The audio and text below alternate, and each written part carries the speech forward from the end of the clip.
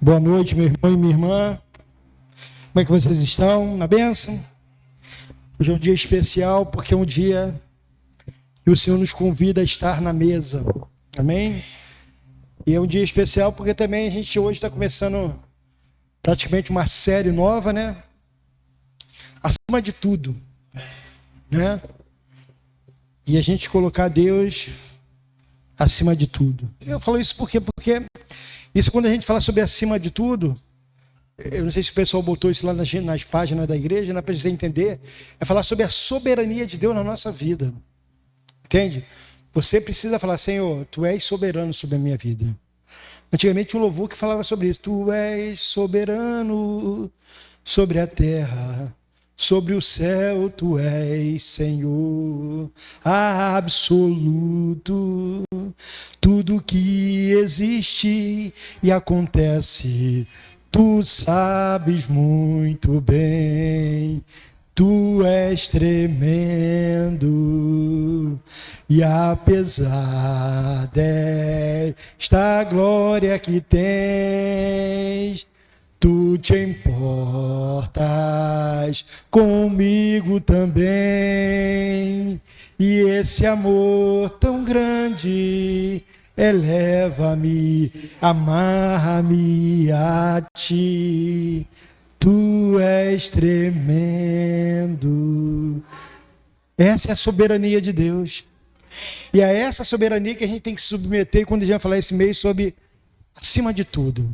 E quando a gente celebra a ceia do Senhor, a gente vem à mesa do Senhor, a gente está dizendo: Senhor, Tu estás acima de tudo na minha vida. Tu és o governador da minha vida. Hoje o pessoal fez um negócio aqui bacana, botou uma... Isso aqui eu não vi não, gente, não sabia não. Esse vinho jorrando aí, não é vinho, claro que não é vinho, claro que não é suco. Ali é suco de verdade. Depois a gente mete a caneca ali, toma um suco de uva, não tem problema. Bacana, hein? Parabéns. A turma que providenciou isso aí, show de bola. Abra sua Bíblia lá. Primeira carta aos Coríntios, capítulo 11, do 23 em diante. Diz assim: a ceia do Senhor. Porque eu recebi do Senhor o que também vos entreguei, que o Senhor Jesus, na mesma noite em que ele foi traído, tomou pão. E tendo dado graças, ele o partiu e disse: tomai, comei, isso é o meu corpo, que é partido por vós. Fazei isso em memória de mim. Depois, da mesma maneira, também ele tomou o cálice, depois de cear, dizendo: este cálice é o novo testamento no meu sangue. Fazei isso todas as vezes que o beberdes em memória de mim. Porque todas as vezes que comerdes desse pão e beberdes desse cálice, proclamais a morte do Senhor até que ele venha. Portanto, qualquer que comer este pão e beber este cálice do Senhor indignamente será culpado do corpo e do sangue do Senhor. Mas examine-se o homem a si mesmo, e assim coma deste pão e beba desse cálice. Porque aquele que come e bebe indignamente, come e bebe condenação para si mesmo, no discernimento o corpo do Senhor. Por causa disso, muitos estão fracos e enfermos entre vós, e muitos dormem, porque se julgássemos a nós mesmos, não seríamos julgados. Mas quando somos julgados, somos disciplinados pelo Senhor, para não sermos condenados com o mundo. Portanto, meus irmãos, quando vos ajunteis para comer, esperais uns pelos outros. Amém? Vamos orar. Pai, muito obrigado por esse dia. Obrigado, Senhor, pela Tua palavra. E obrigado, Senhor, pelo Teu Espírito Santo, Senhor. E eu, Pai, eu quero pedir, no nome do Teu Filho Jesus, que nos concedeu, nos proporcionou, ó Pai, a oportunidade de participar desse momento.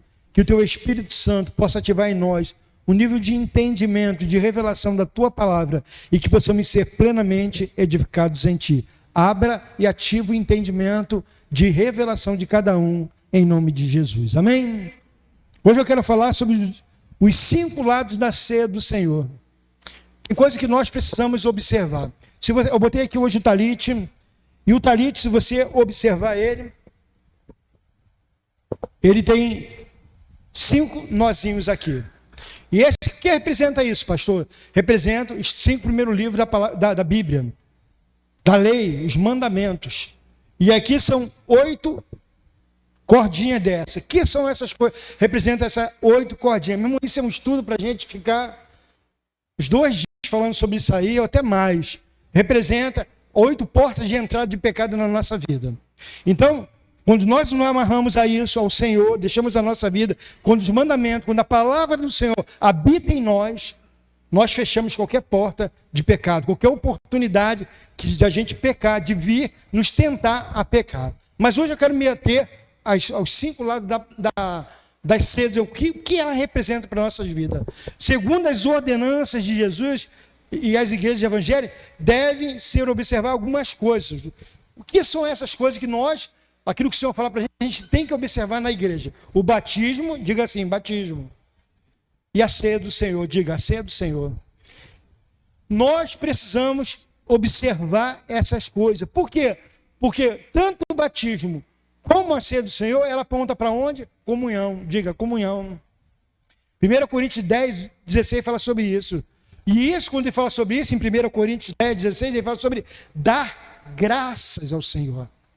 Quando nós vivemos em comunhão, quando nós participamos da ceia do Senhor, nós estamos com o coração disposto a dar graças ao Senhor.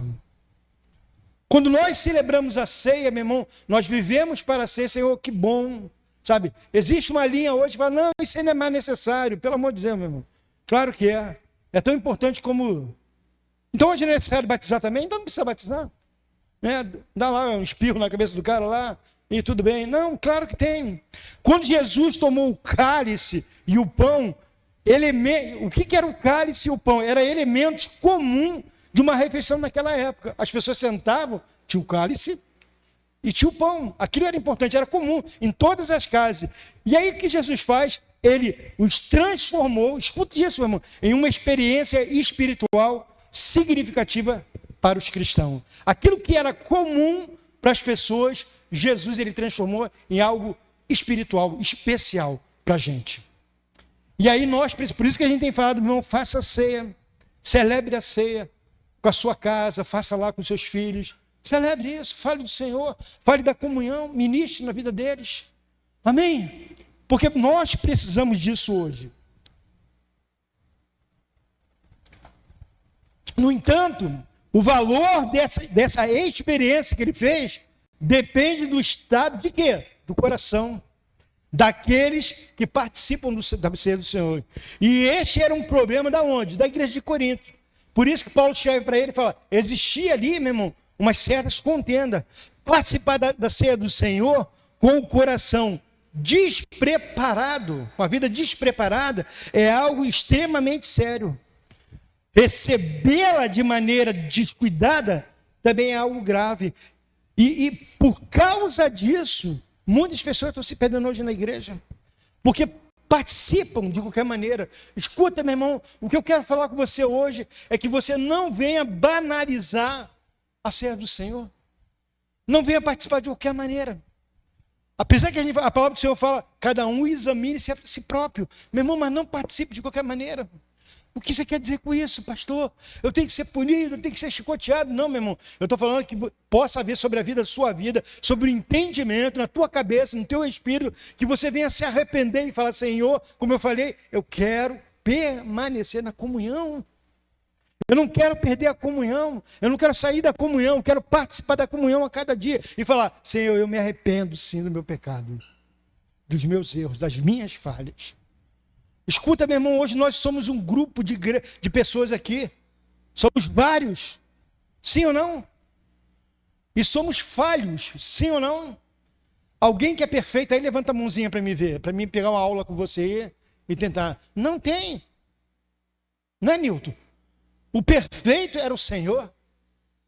Ele era implacável, ele era maravilhoso, ele era esplêndido. Mas você não vê aquele camarada que nunca errou, e nunca condenou ninguém, meu irmão. Então, por causa dos pecados dos coríntios, ao observarem a ceia do Senhor, Deus teve que fazer o quê? Discipliná-los.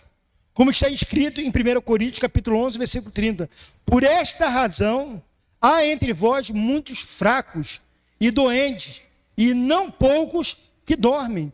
Escuta, meu irmão e minha irmã, a ceia do Senhor representa, aprenda bem isso, guarde isso, uma oportunidade para crescimento espiritual. O Senhor, quando nós participamos desse momento, o Senhor está nos dando uma oportunidade de crescimento espiritual. O que você quer dizer com isso, pastor? Que todo mês o Senhor nos dá uma oportunidade de crescermos espiritualmente.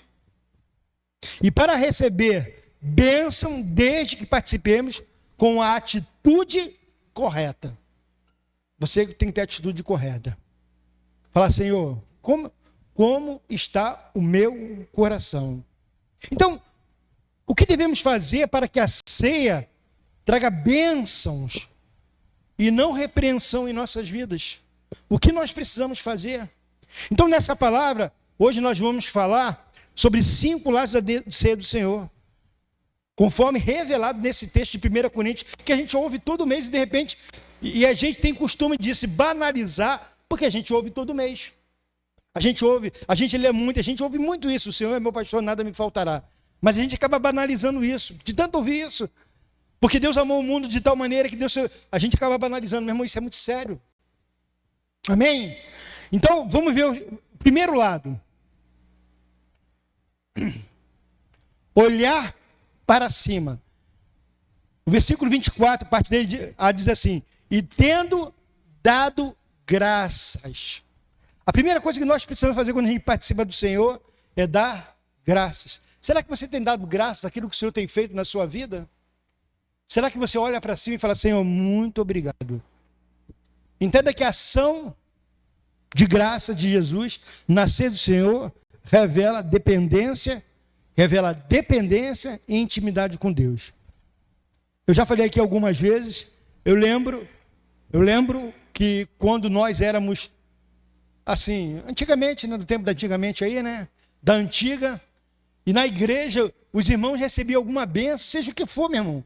Às vezes era um emprego, às vezes era um milagre, às vezes era uma causa na justiça, às vezes era qualquer coisa, uma cura. Às vezes era uma alta de hospital. Nós tínhamos costume de fazer o culto de ação de... Você lembra disso? E a gente ia lá para a igreja, o irmão marcava na casa dele um dia tal, e nós íamos lá e fazer aquele culto de ação de graça, todo mundo ia. Para dar ação de graça ao Senhor. Isso é olhar para cima. Lembrar daquilo que o Senhor fez. E aí, todavia, rolava um quissuco. Muitos não pegaram o quissuco, mas eu bebi quissuco na minha vida. De abacaxi, de morango, né? Tinha isso, de limão. E rolava um pastelzinho de boa. E rolava também a torta de sardinha. Que era uma maravilha, aquele negócio. Muitos iam só por causa disso. Aquela irmã faz um negócio de sardinha maravilhoso. O pessoal ia por causa disso. Né? Então nós precisamos pensar assim, Senhor, aprender a dar graças. Aquilo que o Senhor tem feito na nossa vida. Então, antes de distribuir o pão e o cálice, Jesus deu graças a Deus. Lucas 22, ele fala sobre isso, 22, 19. Ele agradeceu ao Senhor. Meu irmão, será que ao menos nós agradecemos ao Senhor todo dia pelo nosso pão, pela nossa comida, pelo nosso emprego, pela provisão de Deus? Ao menos, será que quando você vai no mercado fazer a tua compra, você chega em casa, bota tudo lá e fala, Senhor, obrigado por essas compras. É você olhar por alto e falar, eu te dou graças, Senhor, por isso. É lembrar do Senhor. Aquilo que eu falei no início, algo que era comum para o povo, para as pessoas, Jesus ele transformou em algo extraordinário, algo espiritual para a vida das pessoas. Olha, eu quero que vocês entendam que isso que vocês estão fazendo tem um valor maravilhoso. Amém? E esse ato de gratidão reflete a profunda conexão espiritual de Jesus com o Pai e seu reconhecimento da vontade divina na instituição da ceia do Senhor. Ele entendia isso. E quando Jesus ele entende isso, o que ele faz? Ele pega e tenta transmitir isso para os discípulos dele. Eu quero que vocês entendam esse princípio. sobre praticar isso. Jesus estava nos ensinando que a provisão vem de cima. Quando você olha para cima, você está olhando para o lugar da onde vem a provisão para a tua vida. A importância da gratidão na vida do Senhor. E aí você lembra, cara, como Deus é extraordinário na minha vida. A ação de graças não é apenas um ritual, mas uma atitude de coração que reconhece a bondade e a providência de Deus. É quando você reconhece isso. E aí eu vejo, meu irmão, sinceramente, e quando eu estou falando sobre isso, sobre esses lados, os 5 lados da ceia do Senhor, que a igreja, de certa forma, parece estar perdendo isso, de reconhecer a providência de Deus, a provisão de Deus, de reconhecer, de falar, Senhor, muito obrigado por isso. Obrigado porque eu tenho isso, Senhor. Obrigado porque eu conquistei isso, Senhor. Agradecer ao Senhor. Então, ao olharmos para cima, em gratidão, o que acontece? Reconhecemos que toda a bênção e salvação vem de Deus. Quando você olhar para esse Senhor, as bênçãos que eu tenho vêm de Deus. Escuta, meu irmão e minha irmã, tem muita coisa que você vive hoje aí, se não fosse Deus, será que você teria? Será que você teria? Tem muita coisa que olha sobre o Senhor, tu és bom demais. Se eu tenho isso, se eu conquistei isso, foi Deus. E que a nossa resposta deve ser viver para a sua glória. Em todas as áreas da nossa vida, como diz em Colossenses. Então você fala, quando ele olha para cima, deu graças, ele está falando, tudo vem de ti, Senhor. Tudo vem de ti. Jesus estava mostrando para os discípulos, assim, se estamos aqui hoje, celebramos esse momento tão importante, é por ti, Senhor. Amém? Segunda coisa, segundo olhar para trás. Quando ele fala, ainda no versículo 24, fazei isso em memória de mim.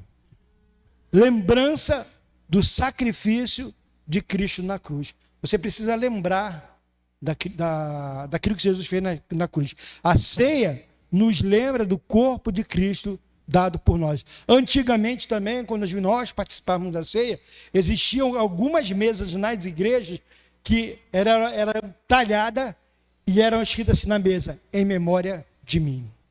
Algumas igrejas, quando não tinha essas mesas, que era mais bonita, não tinha condições de comprar uma mesa talhada assim, botava na toalha, escrito, em memória de mim. Você não é dessa época, mas eu sou. Alguém pegou essa época aí? Tem uma turma aí que é veterana também, botou lá e via em memória de mim. Você lembrar do Senhor. E aquilo era importante. Senhor, o que o Senhor fez na nossa vida? O cálice ele representa o sangue derramado de Cristo. Você lembra do sangue do Senhor. Importância do desejo de Jesus em ser lembrado. Quando ele fala, olhar para trás, você lembrar daquilo que o Senhor fez na nossa vida. E aí, meu irmão, existe um contraste entre a nossa vida e a vida de Cristo.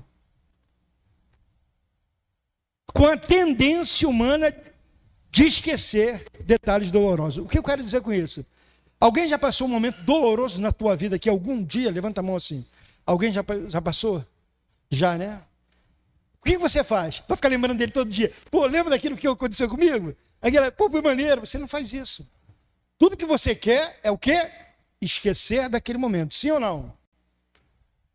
Jesus não. Ele quer que lembremos como ele morreu.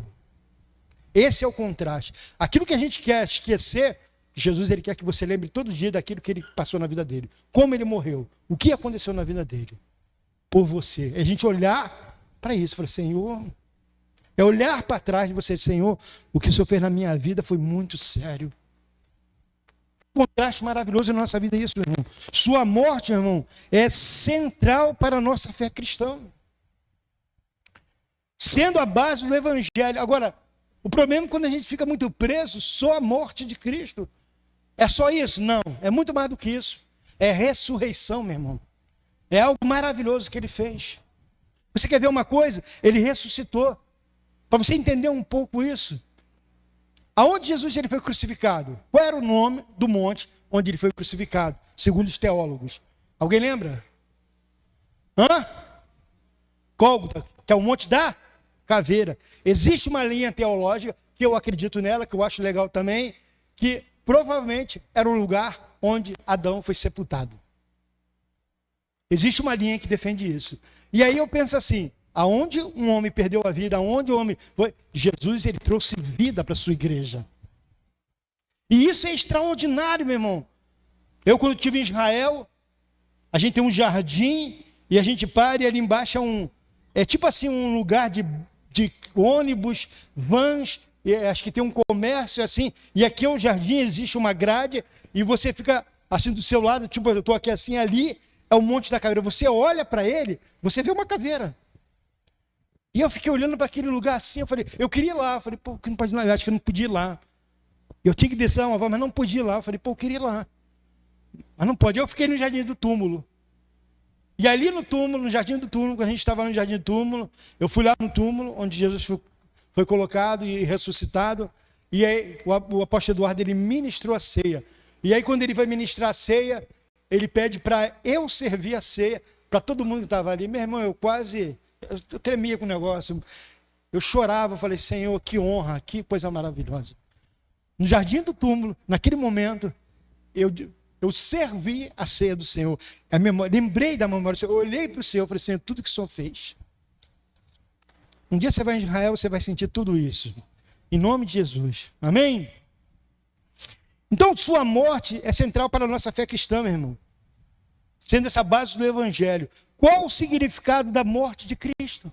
O que significa, na verdade, a morte de Cristo? Não é apenas um fato histórico, mas é a essência da nossa redenção. Quando nós falamos da morte de Cristo, nós estamos anunciando o quê? A essência da nossa redenção. Eu fui redimido, você foi redimido. O Senhor nos trouxe um novo tempo, uma nova vida, uma comunhão extraordinária com o Pai. É você pensar nisso. Cristo morreu por nossos pecados como nosso substituto. Ele nos substituiu. O pecado era meu. Eu que errei, eu que tinha que estar lá. E ele substituiu. Não, fica tranquilo, eu vou ficar no teu lugar. Pagando uma dívida que eu e o Nilton não poderíamos pagar. Pagando uma dívida que o Daniel não podia pagar. Pagando uma dívida que a Mari não podia pagar. Pagando uma dívida que a Shirley não podia pagar. Ele pagou. Eu vou pagar. E como Cristo morreu? Você já parou para pensar isso? Como Cristo morreu? Voluntariamente e mansamente.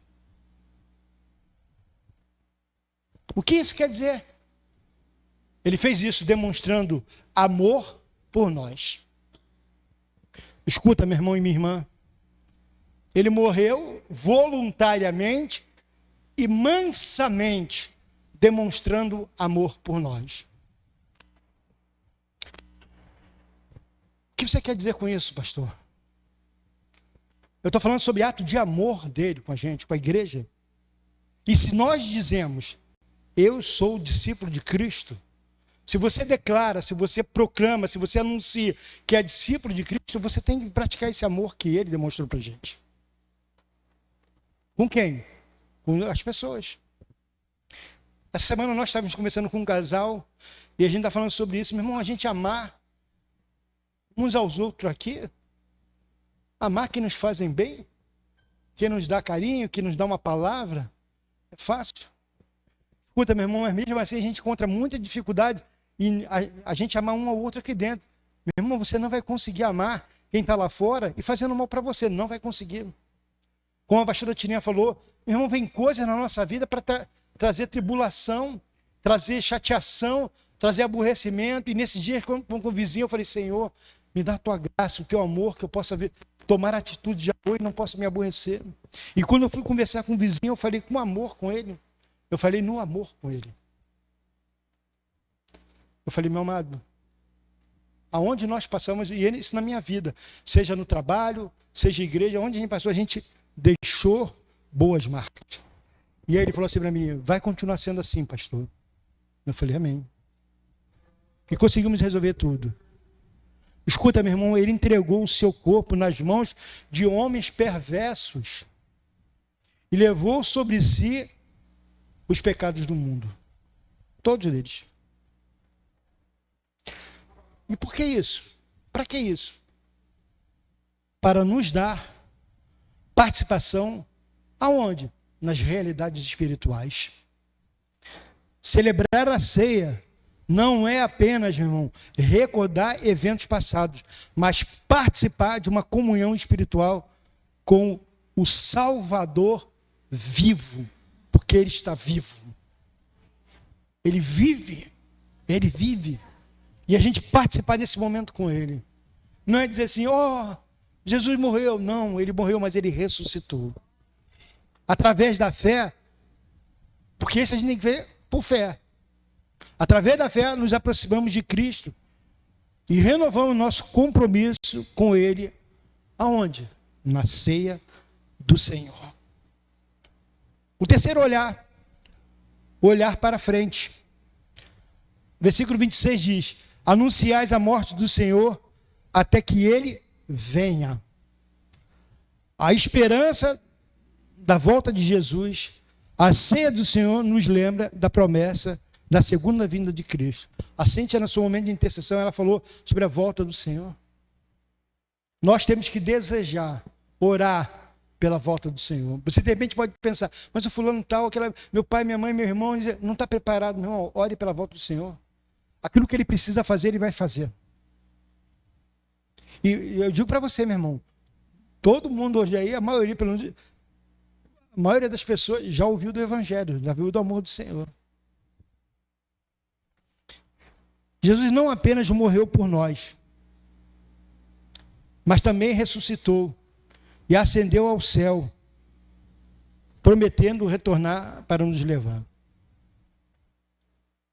Eu vejo assim, tem coisas que o pessoal fala, Jesus ele salvou aquele homem da cruz, quando ele falou vai estar comigo ainda no paraíso, ainda hoje. Existe uma linha, uma interpretação do grego ali, porque o grego, ele fala, muita coisa foi traduzida errada, e ele fala assim, ainda hoje estará comigo no paraíso. Na verdade, no grego, ele fala, te digo hoje. O que Jesus está dizendo naquele momento aí da cruz? Ele fala, nessa circunstância que a gente está vivendo aqui, esse momento eu te garantindo uma coisa, estarás comigo no paraíso. As pessoas, a interpretação que nós temos é dizer que Jesus falou para ele, ainda hoje estarás comigo no paraíso. Existe uma falha de interpretação aí, de tradução. Porque se você parar para perceber, você diz assim, e aí, quantos dias Jesus ficou lá, enterrado lá? Quantos dias? 3 dias. Depois do terceiro dia ele ressuscitou. E quantos dias ele ficou aqui na terra? Até que vai lá com os discípulos e fala assim, vou lá, estou subindo, fica aí 40 dias. Como Jesus vai falar? Ainda hoje estarás comigo no paraíso. Então, existe um erro de interpretação do grego para isso. Então, Jesus estava declarando naquele momento, ainda eu te declaro hoje. Estou fazendo uma declaração para você hoje, nessa circunstância, nesse momento, estará comigo no paraíso. Entende isso? E isso é uma expectativa de transformação completa, meu irmão. Expectativa completa. O cara ali já ficou alegre, eu sei que vou estar com o pai e acabou. Então, nossa esperança não se limita a esta vida terrena. Não se limita a isso. Aguardamos a gloriosa transformação quando veremos face a face.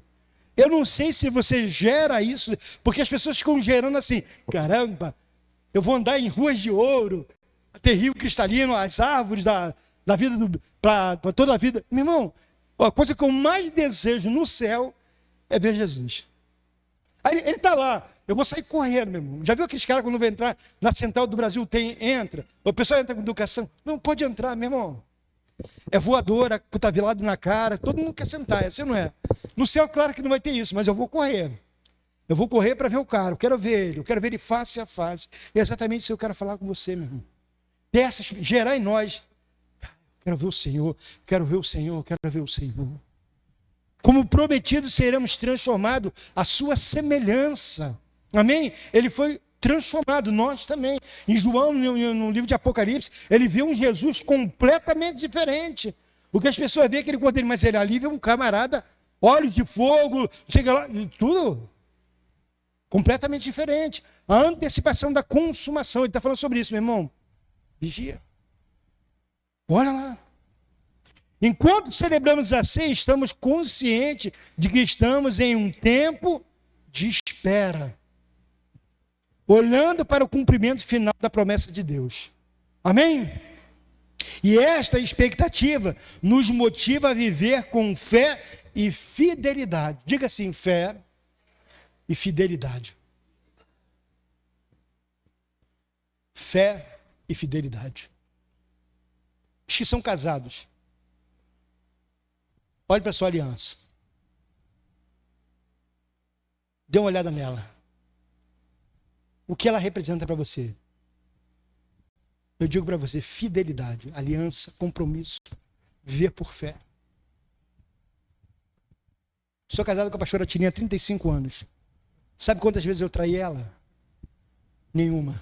O pessoal já ficou assim, qual é, pastor? O que tu vai mandar aí agora, pastor? Nunca. E você já teve? Nunca. Eu casei com uma mulher, a aliança que eu fiz com ela foi no altar, tinha testemunha, mas a maior testemunha foi Yahvé. O Senhor estava no nosso casamento. Eu estava comentando com os quase estão casando ali. Aliás, no final quero sentir desejo de orar por vocês, pelo casamento de vocês. Essa semana é uma semana difícil, de muitos desafios. E quando antigamente tinha isso, nós mandávamos fazer os convites na gráfica. E nós vimos lá, escolhemos o modelo de convite, e aí mandamos fazer um convite na gráfica. E quando chegou o convite da gráfica, o pacotinho, eu estava na casa da mãe da Tininha, da pastora Tininha, o rapaz chamou lá e eu fui lá buscar o convite. Eu e ela sentamos e fomos abrir o convite, o pacote de convite. O primeiro convite que a gente tirou, a gente parou e falou, esse é de Jesus. Escrevemos atrás, Jesus, o nosso convidado número 1. Podia faltar todo mundo, meu irmão, mas Jesus, ele estava lá. E esse convite está guardadinho até hoje. O dia que você, pastor, for lá em casa, me mostra, eu te mostro.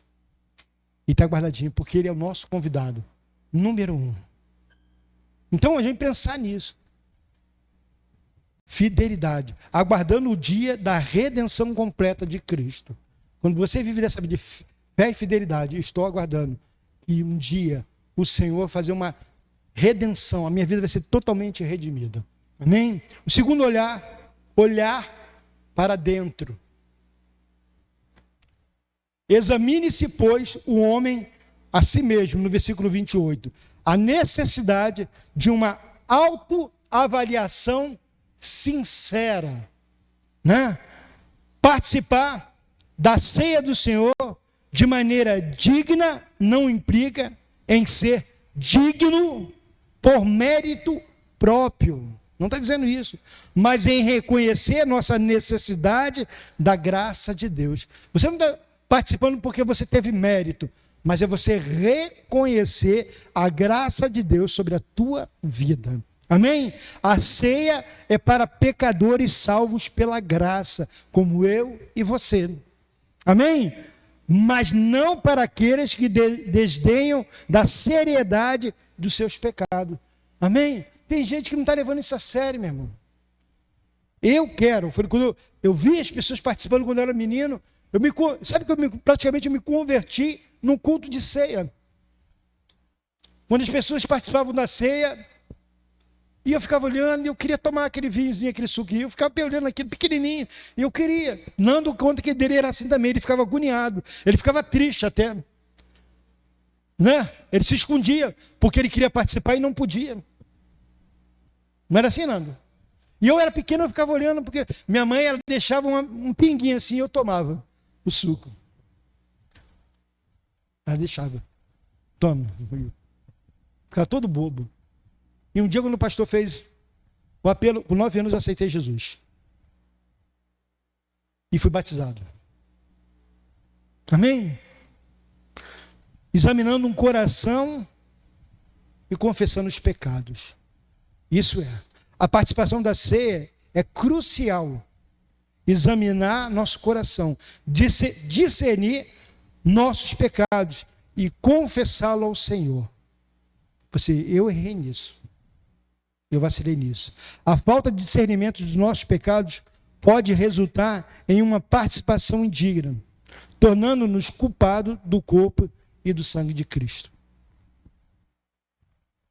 Quando você banaliza o sangue, o corpo de Cristo, você está bebendo indignamente. A pastora Tininha falou aqui sobre acusações. Evitar julgar, meu irmão, as pessoas, os outros. Porque nós acusamos. Meu irmão, isso não é o meu papel. Isso não é o teu papel. Isso é o papel do diabo. E quando você faz isso, você está falando, diabo, você não está tendo êxito legal. Você não está conseguindo. Eu vou te ajudar nisso. Eu vou acusar também, tá? Conte comigo, diabo. O quê? Arrepende? Ah, sim, meu irmão. Mas não é isso? Isso. Você está se unindo ao diabo. Não, eu vou acusar também, meu irmão. Isso não é o teu papel. Você não precisa acusar ninguém. E quando nós emitimos julgamentos, falamos, temos até atitude com os irmãos errada, a gente está ajudando o diabo, está dando uma força para ele. Deus que eu estou aí contigo. Meu irmão, não faça isso. Paulo, ele repreende aos coríntios. Paulo está repreendendo os coríntios. Está falando com ele aqui, por serem rápidos em julgar os outros, mas negligentes em examinar a si mesmo, porque julgar os outros é mole. Aí ele está falando, meu irmão, antes de você julgar os seus irmãos, examine a você mesmo. E nós somos rápidos em julgar o irmão, mas deixamos de examinar nós mesmos. E Paulo está ensinando isso, está exortando isso. Então, na celebração da ceia, devemos evitar a postura de quê? De detetives religiosos. Tem gente que só fica com a lupa, né, só olhando. Deixa eu ver quem está errado, quem está ali. Olha lá, aquele lá, olha lá, quem está fazendo. Meu irmão, evita isso. Concentrando-nos em nosso próprio estado espiritual, em vez de apontar os pecados dos outros. A disciplina como expressão do amor de Deus, irmão. A disciplina de Deus não é uma punição severa, mas uma correção amorosa para os seus filhos. Tem que ter correção, tem que ter disciplina, tem que ter restauração. Então, ao enfrentar a disciplina divina, somos lembrados do cuidado paterno de Deus em nos levar ao quê? Ao amadurecimento espiritual e à conformidade com Cristo. Você que tem filho, você que é pai, mãe, você já corrigiu seus filhos, não já? Não já, Bárbara? Já. A cara dela. É legal? É bom?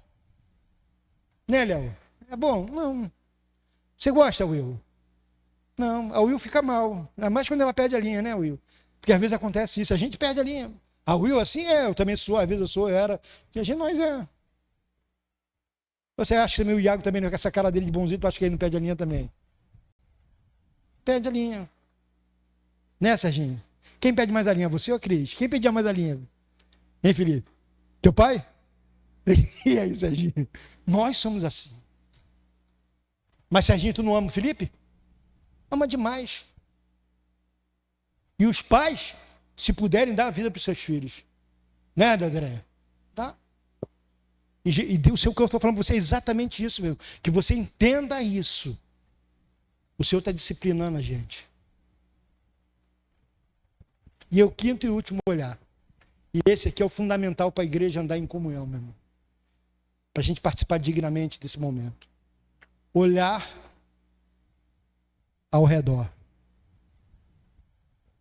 Quando ele fala, esperais uns pelos outros, no versículo 33 e o versículo 34 ele fala, esperais uns pelos outros.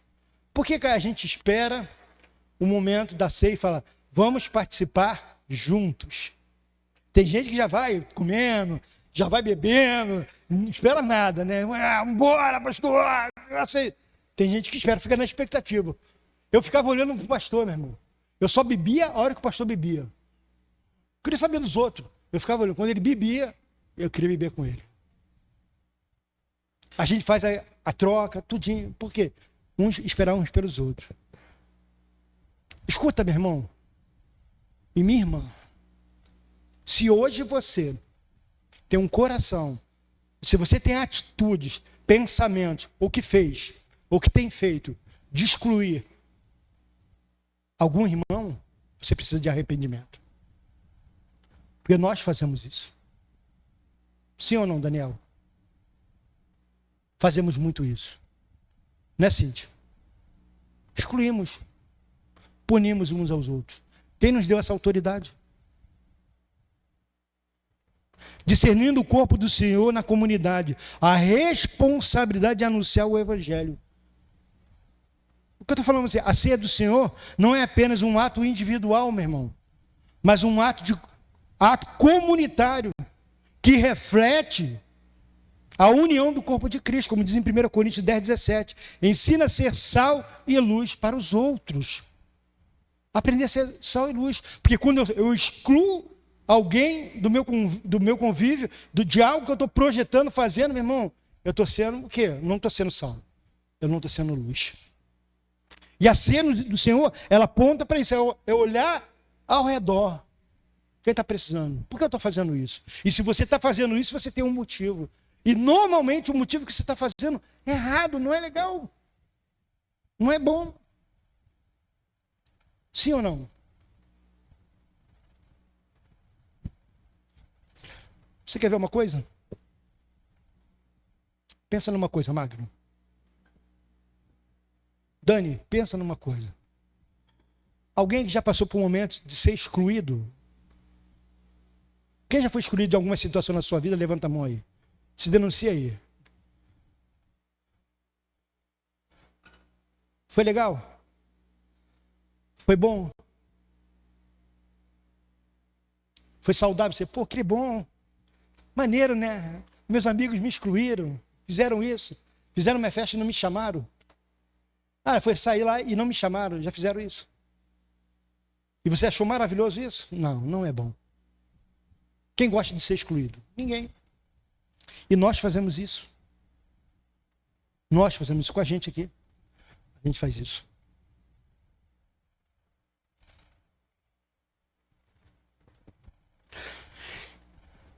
Em Corinto, a desunião na igreja era evidente. Era evidente. Tornando suas celebrações da ceia do Senhor uma demonstração de divisão em vez de união. A ceia do Senhor como uma refeição em família. É como uma refeição em família. Desperta o interesse espiritual em quem está dentro. Amém? Quando nós celebramos a ceia do Senhor, a gente tem que despertar nos irmãos interesse espiritual. O Senhor deseja que seus filhos se amem e cuidem uns dos outros durante a celebração da ceia, refletindo o amor demonstrado por Cristo. Cristo, o Newton não é o meu parâmetro.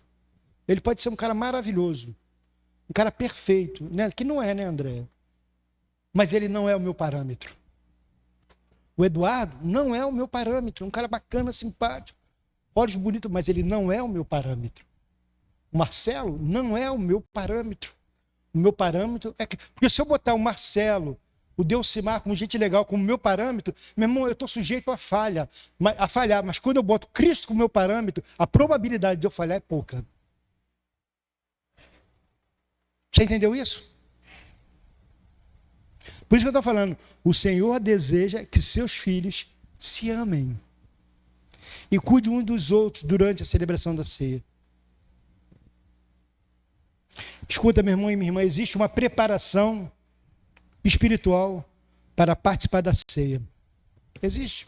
A participação da ceia requer um coração em comunhão com Deus e com os irmãos em Cristo. Quando eu participo da ceia, eu tenho que estar em comunhão com Deus. A pastora Tiné falou aqui, se você tem uma oferta, se você tem um problema com o teu irmão, meu irmão, deixa a oferta lá. Reconcilia-se com o teu irmão e depois traga a oferta. Porque não adianta você falar, encher a boca, eu estou ofertando aí, ó. Mas você está mal com o teu irmão, não adianta, meu irmão. Não adianta.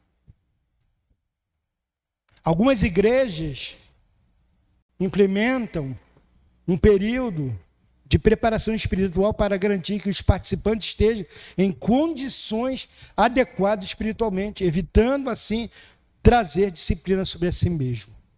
1 Coríntios 11, 29 e 30 fala sobre isso. E concluindo tudo isso aqui, eu queria que o louvor não viesse para cá, ficasse sentado aí. Continuasse sentado aí hoje. Por quê? Porque eu separei uma música. E a gente vai ter um momento de reflexão. A gente vai ter um momento de oportunidade de refletir a nossa vida. De falar assim, Senhor, como eu estou agindo com o seu corpo? Como eu estou agindo na minha vida contigo, aquilo que o Senhor tem feito na minha vida? Então, concluindo, olhar para cima, reconhecendo e agradecendo a Deus por tudo que Ele tem feito. Olhar para trás, lembrando do que Jesus fez por nós. Olhar para frente com a esperança de que Ele voltará. Olhar para dentro, fazendo um autoexame de mim. E olhar ao redor, demonstrando amor pelas pessoas. Quando eu falo sobre ter um momento de reflexão, esse momento que a gente vai ter agora daqui a pouco. Você está escondido aí?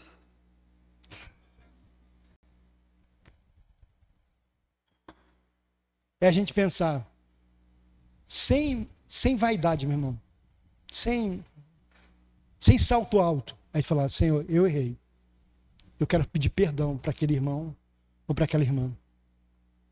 E você vai ter esse momento hoje, de você voltar à comunhão.